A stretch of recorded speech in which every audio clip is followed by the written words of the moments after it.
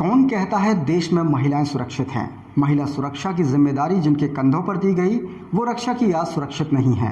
जी हां, हम बात कर रहे हैं दिल्ली पुलिस डिफेंस में काम करने वाली 21 साल की उस राबिया की, जिसकी बर्बरतापूर्वक हत्या कर दी गई।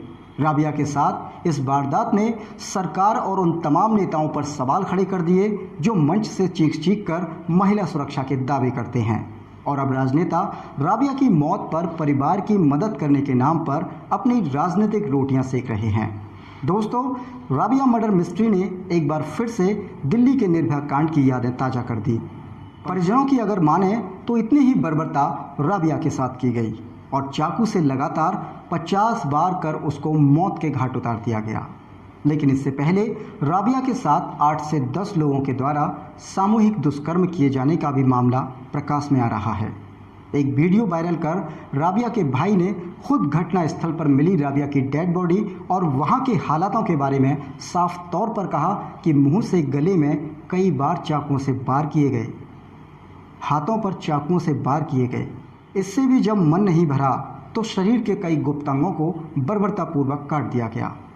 राबिया संगम बिहार दिल्ली की रहने वाली थी और दिल्ली सिविल डिफेंस में काम करती थी। फिलहाल उसकी पोस्टिंग ईस्ट दिल्ली के एसडीएम ऑफिस में थी, जबकि आरोपी निजामुद्दीन दिल्ली के जैतपुर का रहने वाला है और लाजपत नगर उपायुक्त कार्यालय में सिविल डिफेंस कर्मी है। एक ही विभाग में दोनों के होने और निजामुद्दीन द्वारा राबिया की हत्या किए जाने से विभाग में हड़कंप मचा हुआ है। इस मामले में निजामुद्दीन ने हत्या करने के बाद खुद थाने में जाकर सरेंडर किया और पुलिस को घटना की पूरी जानकारी दी। उसने बताया कि फरीदाबाद के सूरज कुंड पाली रोड पर उसने चाकू से गला रेत कर राबिया की हत्या कर दी है। वहीं उसने बताया कि उसको मोटरसाइकिल पर बैठाकर फरीदाबाद ले गया था और उसने उसकी हत्या कर दी। हत्या की वजह जानकर आप हैरान रह जाएंगे। आरोपित निजामुद्दीन ने राबिया की किसी और के साथ बात करने का हवाला देते हुए कहा कि कुछ दिनों से वह किसी और के साथ बात कर रही थी और उसे नज़रअंदाज कर रही थी। इसी वजह से उसने घटना को अंजाम दिया। इस मामले में निजामुद्दीन ने एक और हैरान कर देने वाला बयान दिया। राबिया उसकी पत्नी थी और उसने 3 महीने पहले ही दिल्ली के साकेत कोर्ट से कोर्ट मैरिज की थी। हालांकि इस मामले में निजामुद्दीन कोर्ट मैरिज करने का कोई दस्तावेज नहीं दिखा पाया। वहीं इस मामले में राबिया के घर वालों ने इस बात से साफ इनकार किया है। उनका कहना है कि मामले को घुमा फिरा कर बताया जा रहा है ताकि घटना की बर्बरता से ध्यान हटाया जा सके। परिजनों का साफ तौर पर कहना है कि बृहस्पतिवार को 11 बजे सुबह राबिया अपने ड्यूटी पर निकली थी और रोजाना की तरह जब रात को घर 8 बजे तक लौटकर नहीं आई तो परिवार वालों ने उसे फ़ोन किया।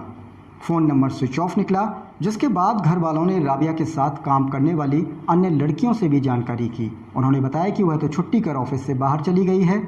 अगले ही दिन फरीदाबाद पुलिस ने राबिया के शव का पोस्टमार्टम कराने के बाद उसे परिजनों को सौंप दिया। इस मामले में परिजनों का कहना है कि पुलिस प्रशासन की ओर से उनकी कोई मदद नहीं की जा रही है और अब अगर राबिया को इंसाफ नहीं मिलता है तो पूरे परिवार को इच्छा मृत्यु दे दी जाए।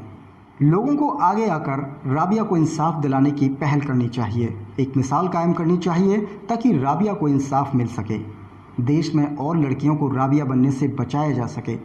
हाई टेक्नोलॉजी के इस दौर में भी सरकार के पास कुछ ऐसा नहीं है जो महिलाओं को इमरजेंसी में सुरक्षित कर सके या घटना से पहले पुलिस या घर वालों को उसकी सूचना मिल सके।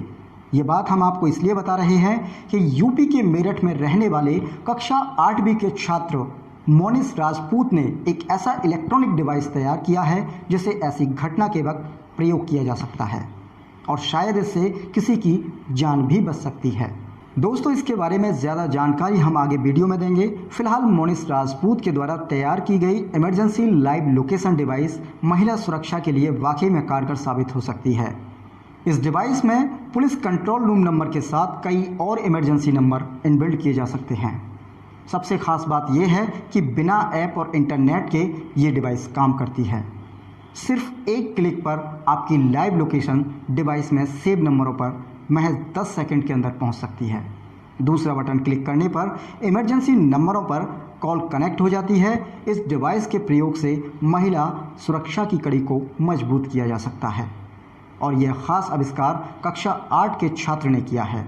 तो सरकार को ऐसी प्रतिभाओं के प्रदर्शन पर विचार करने की ज़रूरत है और मोनिश राजपूत जैसे होनहार बच्चों को प्रोत्साहित भी करना चाहिए।